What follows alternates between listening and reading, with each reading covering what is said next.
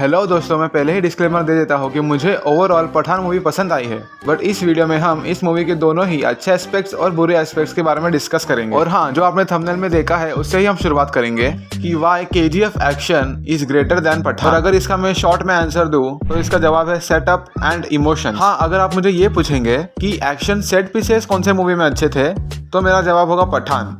पर अगर आप मुझे पूछेंगे कि मुझे सबसे ज़्यादा एड्रेनलिन रश किसके एक्शन सीक्वेंसेस को देखकर मिला तो मेरा जवाब होगा RRR या KGF चैप्टर 2। बेसिकली तीनों मूवीज़ के एक्शन ओवर द टॉप और लार्जर देन लाइफ ही है, बट सवाल ये आता है कि ये सीक्वेंसेस फिल्म में लैंड कर पाते हैं कि नहीं। RRR की बात करें तो वो सीन बहुत ही ज़्यादा ओवर द टॉप हो जाता है जहाँ भीम का कैरेक्टर बाइक को उठाकर फेंकता है, पर ऑडियंस ये जानकर भी एकदम ही सरप्राइज नहीं होते क्योंकि इस कैरेक्टर का सेटअप कुछ इस तरह से किया गया था। वैसे ही सिमिलर सीन देखो पठान में, जब जिम के कैरेक्टर को सेटअप कर रहे थे, जहां जिम और पठान दोनों पहली बार मिले होते हैं और लड़ रहे होते हैं। फिर जिम जो ऑलरेडी ट्रक के ऊपर है वो हाथ से खींचकर एक नहीं बल्कि दोनों हेलीकॉप्टर को ट्रक पे कहीं फंसा देता है। यहाँ तक तो ठीक था, बट वो जेट पैक वाला सीन तो पूरा वीडियो गेम वाइब दे रहा था क्योंकि इस चीज़ का सेटअप हमें मूवी में पहले नहीं दिखाया जाता। हमें स्टार्टिंग में बस इतना ही बताया जाता है कि वो फिजिकली बहुत पावरफुल है वो ट्रक के सीक्वेंस के द्वारा, बट जिम और पठान के पास जेट उड़ाने का भी स्किल है ये हमें नहीं बताया। इसीलिए ये एक्शन सीक्वेंसेस फिल्म में सही तरीके से लैंड नहीं कर पाते और हम एज अ ऑडियंस इसे एक्सेप्ट ही नहीं कर पाते और फिल्म से डिस्कनेक्ट हो जाते हैं। देखो, कमर्शियल मूवी होने के बावजूद ऑडियंस को फिल्म से कनेक्ट करके रखना जरूरी है और उसके लिए फिल्म में हो रहे सीक्वेंसेस और सिचुएशंस को कन्विंसिंग बनाना जरूरी है। देखो, RRR में भी ये इम्पॉसिबल थिंग्स दिखाए गए हैं, बट उसमें डायरेक्टिंग, एडिटिंग और एक्टिंग स्किल्स का बहुत बड़ा रोल है। वो सीन्स हमें कन्विंसिंग लगते हैं ये सारे एस्पेक्ट्स की वजह से। SS राजामौली तो बहुत सारे अब्सर्ड चीज़ों को भी कन्विंसिंग बनाने में माहिर है। अब हम ट्रेन सीक्वेंस की बात करें तो ऑब्वियसली SRK का वो वन शॉट एक्शन सीक्वेंस बहुत ही बैडएस था और टाइगर भाई की एंट्री तो सोने पे सुहागा थी।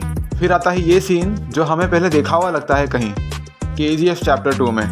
देखो, I am not criticising it, in fact ये सीन KGF से लार्ज स्केल पर एग्जीक्यूट किया है पठान में, पर इस सीन में कुछ दो चीज़ों की कमी लगती है और वो है इमोशंस और स्टेक्स। वहाँ पर रॉकी एक स्टोरी के कैरेक्टर, इनफैक्ट मेन विलन से अपनी फर्स्ट हाफ में बुरी तरह की गई बेइज्जती का बदला ले रहा था, the best emotion that humans can ever relate. और दूसरी तरफ पठान में हमारे दो यूथ सुपरस्टार्स नॉर्मल गून यानी दुश्मन के आदमियों को मार रहे थे। मतलब यहाँ पे स्टेक्स हाई नहीं थे और ना ही कुछ स्ट्रॉन्ग इमोशन था। और पठान मूवी के एक्शन का सबसे बड़ा वीक पॉइंट यही है कि बहुत सारे एक्शन सीक्वेंसेस में हाई स्टेक्स थे ही नहीं, क्लाइमैक्स को छोड़कर। प्लस एक्शन सीक्वेंसेस को एलिवेट करने के लिए एक अच्छा बैकग्राउंड स्कोर होना चाहिए जो पठान मूवी में मिसिंग था। मतलब इतने सालों बाद SRK इतना अच्छा कमबैक कर रहे थे, एक बैड एस BGM तो होना ही चाहिए था। वहीं अगर आप KGF 2 में देखोगे तो एक स्पेसिफिक सीन के लिए उन्होंने स्पेसिफिक बैकग्राउंड स्कोर बनाया था, इसलिए वो सीन स्टैंड आउट होता है और हमें याद रहता है मूवी देखने के बाद भी। और पठान में हर जगह एक ही BGM यूज़ किया है और वो BGM भी मुझे तो एवरेज ही लगा। मतलब SRK के ऑरा को मैच करने के लिए एक अच्छा बैकग्राउंड स्कोर चाहिए था। अभी आपको लगता रहेगा ये तो खाली साउथ मूवीज़ का ही बड़ाई कर रहा है, ऐसा नहीं है। अब हम पठान मूवी के अच्छे एस्पेक्ट्स पर बात करेंगे। तो सबसे पहला पॉजिटिव पॉइंट आता है एंटागनिस्ट। भाई क्या ही स्ट्रॉन्ग कैरेक्टर था ये, अनअपोलोजेटिक, इनह्यूमन, स्मार्ट और तो और extremely more powerful than hero. वो सब गुण जो एक अच्छे एंटागनिस्ट में होने चाहिए वो थे इसमें। और तो और why he is like that, उसके लिए उसको बहुत ही इम्पैक्टफुल ओरिजिन स्टोरी दी है मेकर्स ने। On top of that John sir की परफॉर्मेंस ने 4 चांद लगा दिया था इस कैरेक्टर पर। वो जिस तरह ईविल स्माइल देकर अपने डायलॉग्स डिलीवर कर रहे थे, दैट वाज अमेजिंग। मुझे उनका ये डायलॉग बहुत पसंद आया।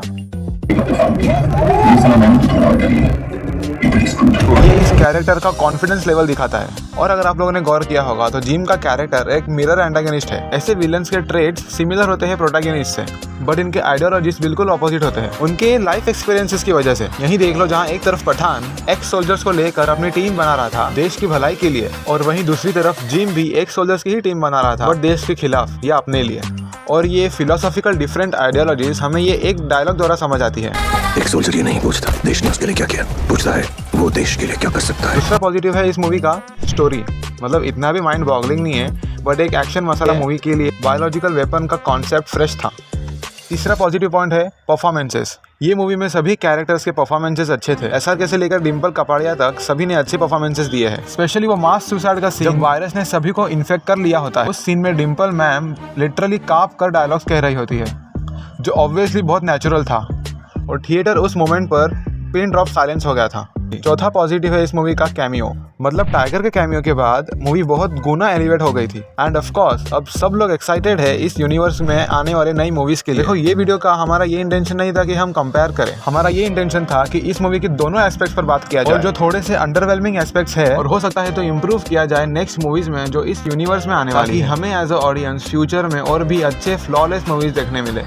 और ये सब हमारा ओपिनियन था, आपको ओपिनियन अलग हो सकता है, इट्स टोटली फाइन। आप अपने थॉट्स इस मूवी को लेकर कमेंट्स में शेयर कर सकते हैं। इस वीडियो को लाइक और चैनल को सब्सक्राइब कर देना अगर आपको वीडियो अच्छा लगा होगा तो। Thank you. जय हिंद।